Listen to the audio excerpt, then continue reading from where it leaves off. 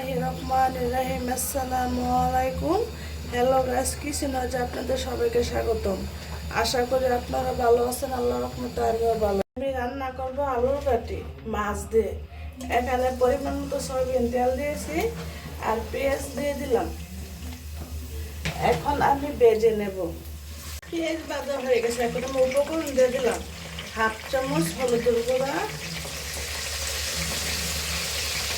Half চামচ ধনিয়ার গুঁড়া, হাফ চামচ জিরার গুঁড়া, 1 চামচ মরিচের গুঁড়া, কম আদা বাটা, চামচ রসুন বাটা, স্বাদ মতো লবণ। এখন আমি মশলাটাকে 5-6 মিনিটের মতো কষিয়ে নেব। কষানো হয়ে গেছে, এখানে আমি 3 পিস মাথা দিয়ে দেবো।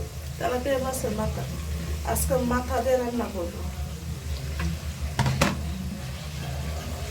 মাছের মাথা দিয়ে আমি কষিয়ে নেব 5-6 মিনিটের মতো। মাছের মাথা কষানো হয়ে গেছে, এখন আমি চুলা থেকে নামিয়ে নেব।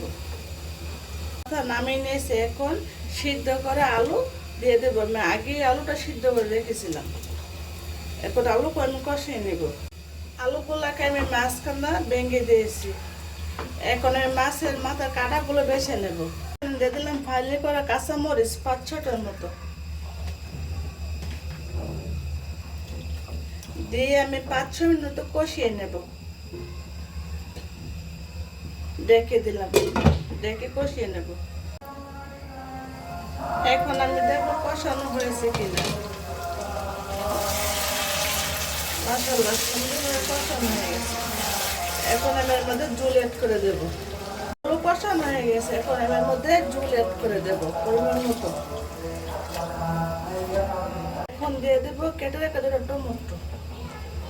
টমেটোটা দিলে অনেক ভালো লাগবে আলুর ঘাটি। এখন আমি ডেকে রান্না করে নেব।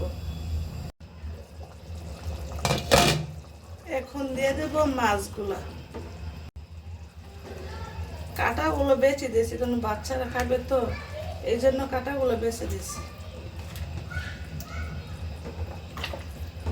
এখন দিয়ে দেব কেটে রাখা ধনিয়া পাতা। ধনিয়া পাতা দিয়ে কিছুক্ষণ পর চুলা থেকে আমি তরকারিটা নামিয়ে নেব। তরকারিটা নামানোর আগে 5-6টা কাঁচামরিচ মাঝখানটা ফালি করে দিলাম।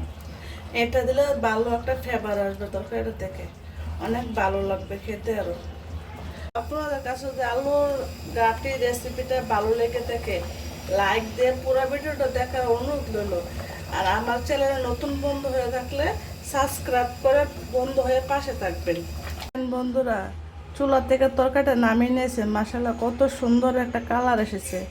আর আমি তরকারিতে বেশি ঝুল রাখি নাই। রেসিপিটা ভালো লেগে থাকলে লাইক, কমেন্ট, শেয়ার, সাবস্ক্রাইব করে দিবেন। আর একটা শেয়ার দিয়ে দিবেন, সবার কাছে ভিডিওটা পৌঁছে যাবে। অন্য সময় নতুন ভিডিও নিয়ে হাজির হব। আল্লাহ হাফেজ।